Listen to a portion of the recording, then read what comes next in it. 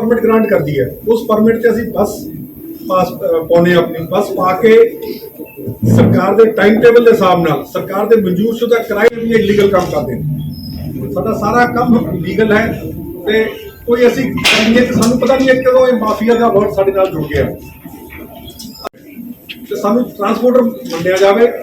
असी मेरी जी कंपनी है जी 1948 की रजिस्टर्ड है, कोई नवे असी काम च नहीं आए, असी पुराने ऑपरेटर है।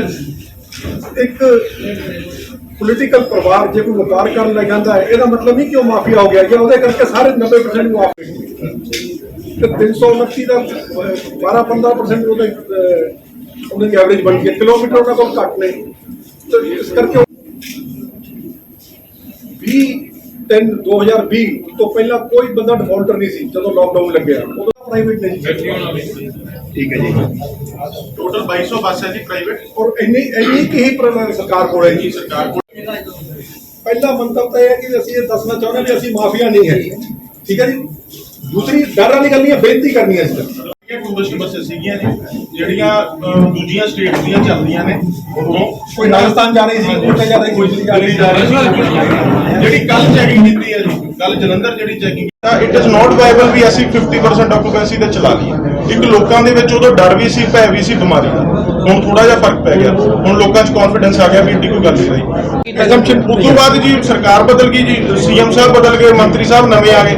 ਮੰਤਰੀ ਸਾਹਿਬ ਜਦੋਂ ਨਵੇਂ ਆ ਗਏ ਜੀ, ਉਹਨਾਂ ਨੇ ਆਪਦੇ ਪੋਲੀਟੀਕਲ ਓਪੋਨੈਂਟਸ ਜਿਹੜੇ ਉਹਨਾਂ ਦੇ ਅਗੇਂਸਟ ਲੜਦੇ ਸੀ ਉਹਨਾਂ ਨੂੰ ਫਾਈਨੈਂਸ਼ੀਅਲੀ ਮਾਰਨ ਦੀ ਖਾਤਰ ਉਹਨਾਂ ਨੇ ਜੀ ਸਾਨੂੰ ਸਾਰਿਆਂ ਨੂੰ ਮਾਫੀਆ ਡਿਕਲੇਅਰ ਕਰਤਾ। ਤੁਸੀਂ ਇੱਕ ਗੱਲ ਦੱਸੋ ਜੀ, ਜਿਵੇਂ ਬਾਈ ਜੀ ਦੱਸ ਕੇ ਹਟੇ ਆ ਜੀ, ਮੇਰੀ ਕੰਪਨੀ 1937 ਚ ਰਜਿਸਟਰ ਹੋਈ ਸੀ। ਬਾਈ ਜੀ ਪ੍ਰੈਸ ਕਾਨਫਰੰਸ ਦੀ ਲੋੜ ਤਾਂ ਪਿਆ ਜੀ, ਸਾਨੂੰ ਮਾਫੀਆ ਬਣਾਤਾ ਜੀ। ਬਾਈ ਜੀ ਪਿਛਲੇ ਮੰਤਰੀ ਸਾਹਿਬ ਨੇ ਪੋਲੀਟੀਕਲ ਏਜੰਡੇ ਦੇ ਤਹਿਤ ਬਣਾਇਆ। ਹੱਥ ਜੋੜ ਕੇ ਬੇਨਤੀ ਕਰੀ ਜਾਂਦੇ ਵੀ ਸਾਡੀ ਸੁਣਵਾਈ ਕਰ ਦਿਓ, ਕਿਉਂ ਮਾਰਦੇ ਹੋ ਸਾਨੂੰ? ਕਿਉਂਕਿ ਇਕੱਲੇ ਅਸੀਂ ਨਹੀਂ ਜੀ, ਹਰ ਇੱਕ ਬੱਸ ਮਗਰ ਨਾ ਜੀ, ਇੱਕ ਬੱਸ ਮਗਰ 5 ਜਾਣੇ ਜੁੜੇ ਹੋਏ ਆ। ਮਾਲਕਾਂ ਨੂੰ ਤਾਂ ਪਾਸੇ ਛੱਡ ਦਿਓ ਸਾਨੂੰ। ਮੇਰਾ ਨਾਮ ਸ਼ੁਭਕਰਮਨ ਬਰਾੜ ਹੈ ਜੀ, ਮੇਰੀ ਮਾਲਵਾ ਬੱਸ ਸਰਵਿਸ ਮੋਗੇ ਤੋਂ ਮੈਂ ਹੈਗਾ ਜੀ। ਮਾਮਲਾ ਇਹ ਹੈ ਜੀ ਕਿ ਸਾਡਾ ਬੇਸਿਕ ਜਿਹੜੀ ਮੇਨ ਗੱਲ ਹੈ ਉਹ ਇਹ ਹੈ ਵੀ ਸਾਨੂੰ ਪਿਛਲੀ ਸਰਕਾਰ ਦੇ ਮੰਤਰੀ ਸਾਹਿਬ ਜਿਹੜੇ ਸੀਗੇ ਟਰਾਂਸਪੋਰਟ ਮਿਨਿਸਟਰ ਜੀ, ਉਹਨਾਂ ਨੇ ਸਾਨੂੰ ਮਾਫੀਆ ਵਰਡ ਸਾਡੇ ਨਾਲ ਜੋੜਤਾ, ਜਦੋਂ ਕਿ ਅਸੀਂ ਨਾਰਮਲ ਟਰਾਂਸਪੋਰਟਰਸ ਹਾਂ ਜੀ। ਜੱਦੀ ਪੁਸ਼ਤੀ ਸਾਡਾ ਕੰਮ ਹੈ ਇਹ, ਇੱਕ ਖੇਤੀਬਾੜੀ ਦਾ ਕਿੱਤਾ ਜੀ, ਦੂਜਾ ਕਿੱਤਾ ਇਹ ਹੈ ਜਿਹੜਾ ਅਸੀਂ ਕਰ ਰਹੇ ਹਾਂ।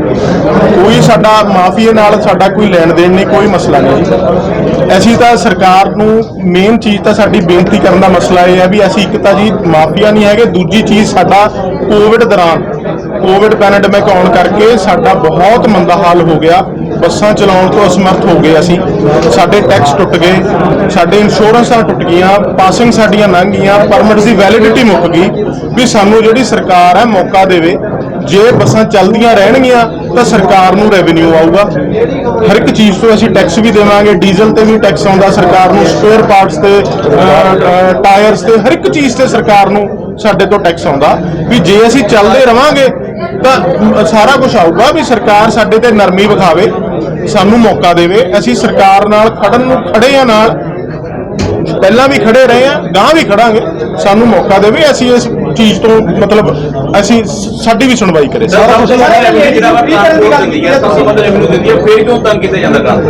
ਬਾਈ ਜੀ ਹੁਣ ਦੇਖੋ ਸਰਕਾਰ ਦਾ ਏਜੰਡਾ ਪੋਲੀਟੀਕਲ ਏਜੰਡਾ ਹੈ ਜੀ ਇੱਕ ਤਾਂ। ਦੂਸਰੀ ਗੱਲ ਸਰਕਾਰ ਨੇ ਜੀ ਹੁਣ ਲੇਡੀਜ਼ ਪੈਸੇਂਜਰਸ ਫ੍ਰੀ ਕਰਤੀਆਂ ਜੀ ਰੋਡਵੇਜ਼ ਐਸਟੀਵੀ।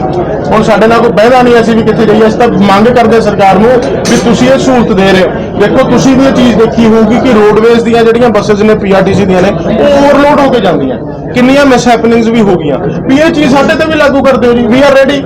ਅਸੀਂ ਕਿਹੜਾ ਭੱਜਦੇ ਆ ਜੀ, ਜੋ ਤੁਸੀਂ ਜਿਵੇਂ ਉਹਨਾਂ ਨੂੰ ਕੰਪਨਸੇਟ ਕਰ ਰਹੇ ਹੋ ਇਸ ਚੀਜ਼ 'ਚੋਂ ਮੈਂ ਸਾਨੂੰ ਕੰਪਨਸੇਟ ਕਰ ਦਿਓ, ਅਸੀਂ ਵੀ ਤਿਆਰ ਹਾਂ। ਸਰਕਾਰਾਂ ਨੇ ਤੁਸੀਂ ਕਿਹਾ ਪੋਲੀਟੀਕਲ ਏਜੰਡਾ ਰੱਖਿਆ ਸੀ ਜਾਂ ਤੰਗ ਕਰਨ ਵਾਸਤੇ, ਹੁਣ ਵੀ ਸਰਕਾਰ ਆ ਜਿਹੜੀ ਉਹੀ ਸੇਮ ਪਾਲਿਸੀ ਤੇ ਚੱਲ ਰਹੀ ਹੈ ਜਾਂ? ਦੇਖੋ ਜੀ ਅਜੇ ਤਾਂ ਸਰਕਾਰ ਨਵੀਂ ਹੈ ਜੀ। ਇਹ ਅਸੀਂ ਮੰਤਰੀ ਸਾਹਿਬ ਨੂੰ ਟਰਾਂਸਪੋਰਟ ਮਿਨਿਸਟਰ ਸਾਹਿਬ ਨੂੰ ਮਿਲੇ ਆ, ਉਹਨਾਂ ਨੇ ਬੜੀ ਤਸੱਲੀ ਨਾਲ ਸਾਡੀ ਗੱਲ ਸੁਣੀ, ਸਾਨੂੰ ਘੰਟਾ ਡੇਢ ਘੰਟਾ ਦਿੱਤਾ ਜੀ ਚੰਡੀਗੜ੍ਹ। ਅਸੀਂ ਉਹਨਾਂ ਨੂੰ ਰਿਕੁਐਸਟ ਕੀਤੀ, ਮੈਮੋਰੈਂਡਮ ਦਿੱਤਾ ਵੀ ਸਰ ਸਾਡੀ ਬੇਨਤੀ ਸਤਿਕਾਰ ਕਰੋ।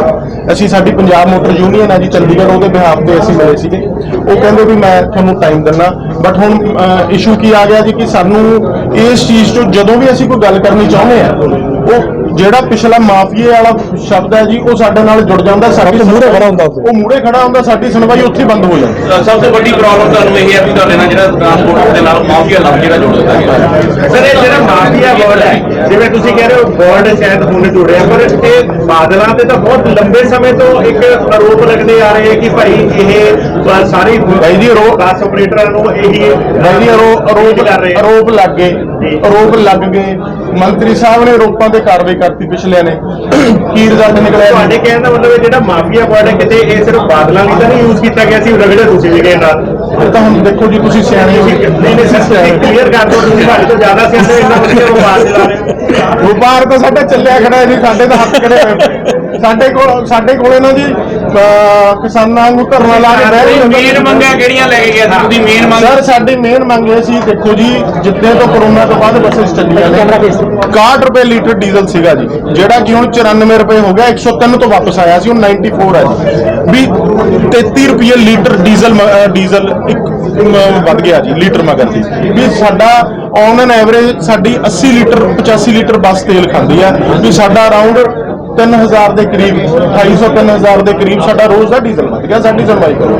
ਦੂਜੀ ਗੱਲ ਸਰ ਟੋਲ ਟੈਕਸ ਚੱਲ ਪਏ ਜੀ, ਉਹਨਾਂ ਨੇ ਦੁਬਾਰਾ ਰੇਟ ਵੀ ਵਧਾਤੇ, ਉਹ ਸਾਨੂੰ ਖਰਚਾ ਉਹਨਾਂ ਦਾ ਬਹੁਤ ਪੈ ਰਿਹਾ ਜੀ। ਤੀਸਰੀ ਗੱਲ ਜੀ, ਜਿਹੜਾ ਸਾਡਾ ਇਸ ਸਾਰੇ ਪ੍ਰੋਬਲਮਸ ਕਰਕੇ ਸਾਡਾ ਟੈਕਸ ਟੁੱਟ ਗਿਆ ਜੀ। ਅਸੀਂ ਕੁਝ ਆਪਰੇਟਰਸ ਟੈਕਸ ਡਿਫਾਲਟ ਹੋ ਗਏ, ਕੁਝ ਨਹੀਂ ਅਸੀਂ ਕਲੀਅਰ ਵੀ ਕਰ ਲਏ। ਵੀ ਉਹ ਜਿਹੜਾ ਹੁਣ ਸਾਨੂੰ ਧਮਕੀ ਦਿੱਤੀ ਜਾ ਰਹੀ ਹੈ, ਜਿਹੜਾ ਕਿ ਕੋਈ ਵੀ ਟਾਈਮ ਟੇਬਲ ਬਣਦਾ ਜੀ, ਮੋਟਰ ਵਹੀਕਲ ਐਕਟ ਦੇ ਤਹਿਤ ਬਣਦਾ ਜੀ।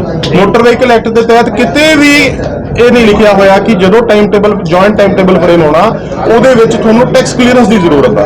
ਬਟ ਸਾਡੇ ਤੇ ਦਬਾਅ ਪਾਇਆ ਜਾ ਰਿਹਾ ਗਵਰਨਮੈਂਟ ਵੱਲੋਂ ਵੀ ਟੈਕਸ ਕਲੀਅਰੈਂਸ ਹੋਊਗਾ ਤਾਂ ਤੁਹਾਡੀ ਸਰਵਿਸ ਟਾਈਮ ਟੇਬਲ ਦੇ ਵਿੱਚ ਰਹੂਗੀ, ਨਹੀਂ ਅਸੀਂ ਬਾਹਰ ਕੱਢ ਦਿਆਂਗੇ। ਜਿਵੇਂ ਤੁਸੀਂ ਟਰਾਂਸਪੋਰਟ ਮੰਤਰੀ ਨੂੰ ਕਦੋਂ ਮਿਲੇ ਸੀਗੇ? 11 ਤਰੀਕ ਨੂੰ ਮਿਲੇ ਸੀ। ਅੱਜ ਮਿਲੇ ਹਜੇ ਆਪਾਂ ਗੱਲ ਕਰੀਏ 5 ਦਿਨ ਹੀ ਹੋਏ ਤੇ 5 ਦਿਨਾਂ ਦੇ ਵਿੱਚ ਮਤਲਬ ਆਪਾਂ ਕੋਸ਼ਿਸ਼ ਨਹੀਂ ਕੀਤੀ ਕਿ ਆਪਾਂ ਸੀਐਮ ਨੂੰ ਮਿਲੀਏ। ਆਪਾਂ ਭਾਈ ਜੀ ਅਸੀਂ ਕੋਸ਼ਿਸ਼ ਕਰ ਰਹੇ ਹਾਂ, ਸਾਨੂੰ ਟਾਈਮ ਨਹੀਂ ਮਿਲਿਆ ਸੀਐਮ ਸਾਹਿਬ ਤੋਂ। ਦੂਸਰੀ ਗੱਲ ਕੀ ਹੈ ਜੀ, 18 ਤਰੀਕ ਤੋਂ ਸਾਡੇ ਟਾਈਮ ਟੇਬਲ ਸ਼ੁਰੂ ਹੋ ਰਹੇ ਆ। ਸਾਨੂੰ ਉਹਦੇ ਵਿੱਚ ਬਕਾਇਦਾ ਇਹ ਠੋਕ ਕੇ ਧਮਕੀ ਦਿੱਤੀ ਗਈ ਹੈ ਵੀ ਟੈਕਸ ਕਲੀਅਰੈਂਸ ਲਿਆਉਂਗੇ ਤਾਂ ਟਾਈਮ ਟੇਬਲ ਦੇ ਵਿੱਚ ਤੁਹਾਡੇ ਟਾਈਮ ਰਹਿਣ ਦੇਵਾਂਗੇ, ਨਹੀਂ ਅਸੀਂ ਬਾਹਰ ਕਰਦੇ। ਨਹੀਂ ਉਹ ਤਾਂ ਸਰਕਾਰ ਨਹੀਂ ਕਰਨਾ ਹੁੰਦਾ, ਤੁਸੀਂ ਕਹਿੰਦੇ ਨਹੀਂ ਜੀ, ਮੋਟਰ ਵਹੀਕਲ ਐਕਟ ਦੇ ਵਿੱਚ ਕਿਤੇ ਨਹੀਂ ਲਿਖਿਆ ਵੀ ਟੈਕਸ ਕਲੀਅਰੈਂਸ ਦੀ ਜ਼ਰੂਰਤ ਹੈ ਜਦੋਂ ਟਾਈਮ ਟੇਬਲ ਫਰੇਮ ਹੋਣਾ ਹੈ। ਇਹ ਸਰਕਾਰ ਧੱਕਾ ਕਰ ਰਹੀ ਹੈ। ਤੁਹਾਡੀ ਸਰਕਾਰ ਤੁਹਾਡੇ ਨਾਲ ਹੀ ਸਰਕਾਰ ਸਰ ਸਰਕਾਰ ਦੀ ਸਾਡੀ ਸਰਕਾਰ ਹੋਣੀ ਜਿਹੜੇ ਬਿਲਕੁਲ ਜੀ ਸਾਡੀ ਸਰਕਾਰ ਹੈ, ਤੁਹਾਡੀ ਵੀ ਹੈ, ਸਾਡੀ ਵੀ ਹੈ ਜੀ, ਆਮ ਆਦਮੀ ਪਾਰਟੀ ਦੀ ਸਰਕਾਰ ਹੈ। ਸਰ ਕੁਝ ਅਫਸਰ ਨੇ, ਚੰਦ ਅਫਸਰ ਨੇ, ਨਾਮ ਲਓ, ਡਰਦੇ ਕਿਉਂ ਜਦੋਂ ਤੁਹਾਡੀ ਸਰਕਾਰ ਹੈ? ਕੀ ਨਾਮ ਜੀ ਸ਼ਿਵਾ ਪ੍ਰਸਾਦ ਕੁਝ ਅਫਸਰ ਨੇ ਜੀ, ਉਹ ਆਪਦਾ ਪਤਾ ਨਹੀਂ ਉਹਨਾਂ ਦਾ ਕੀ ਹਿਡਨ ਏਜੰਡਾ ਜੀ। ਠੀਕ ਹੈ ਅੱਜ ਸਰ ਸਾਰੇ ਆ ਜਾਂਦੇ, ਜਿਵੇਂ ਨਹੀਂ ਜੀ, ਤੁਸੀਂ ਕਹਿੰਦੇ ਨਾ ਮਾਫੀਆ ਦੇ ਸਾਰੇ ਪਤਾ ਕੀ ਹੈ ਜੀ, ਤੁਸੀਂ ਹੁਣ ਸਾਨੂੰ ਜਿਹੜੀਆਂ ਥੋੜੀਆਂ ਬਹੁਤੀਆਂ ਚੱਲਦੀਆਂ ਉਹ ਵੀ ਚਲਾ ਲੈਣ ਦਿਓ, ਨਹੀਂ ਸਾਡੀਆਂ ਉਹ ਵੀ ਨਹੀਂ ਚੱਲਣੀਆਂ। ਨਾ ਤਾਂ ਅਸੀਂ 1 ਮਿੰਟ ਚਲਾ ਦਈਏ। ਨਹੀਂ ਡਰ ਕਾਹਦਾ ਬਾਤ ਸਰ ਸਾਡਾ ਸਰਕਾਰ ਤੋਂ ਸਰ ਸਰਕਾਰ ਤੋਂ ਨਹੀਂ ਡਰ ਜੀ, ਸਰਕਾਰ ਤਾਂ ਸਾਡਾ ਮਸਲਾ ਹੱਲ ਕਰਨ ਨੂੰ ਤਿਆਰ ਆ। ਮੰਤਰੀ ਸਾਹਿਬ ਨੇ ਸਾਨੂੰ ਆਸ਼ਵਾਸਨ ਦਿੱਤਾ, ਮਾਨਯੋਗ ਮੰਤਰੀ ਸਾਹਿਬ ਨੇ। ਬਟ ਚੱਕਰ ਕੀ ਹੈ ਜੀ, ਸਰਕਾਰ ਨਵੀਂ ਬਣੀ ਆ, ਸਰਕਾਰ ਨੂੰ ਵੀ ਹਜੇ ਸਮਝਣ ਨੂੰ ਥੋੜਾ ਜਿਹਾ ਟਾਈਮ ਲੱਗਣਾ। ਬਟ ਜਿਹੜੇ ਉਹ ਕੁਝ ਚੰਦ ਅਫਸਰ ਨੇ ਨਾ ਜੀ ਉਤਲੇ, ਉਹ ਪੈਰ ਨਹੀਂ ਲੱਗਣ ਦਿੰਦੇ। ਉਹਨਾਂ ਨੇ ਤਾਂ ਵੋਟ ਦਾ ਤੇ ਕਰਪਸ਼ਨ ਫ੍ਰੀ ਦੇ ਤੁਸੀਂ ਹਜੇ ਵੀ ਕਰੀ ਜਾਂਦੇ ਹੋ। ਬਾਈ ਜੀ ਅਸੀਂ ਕੋਈ ਕਰਪਸ਼ਨ ਦੀ ਗੱਲ ਨਹੀਂ ਹੈ, ਕਰਪਸ਼ਨ ਦਾ ਮਸਲਾ ਹੀ ਨਹੀਂ।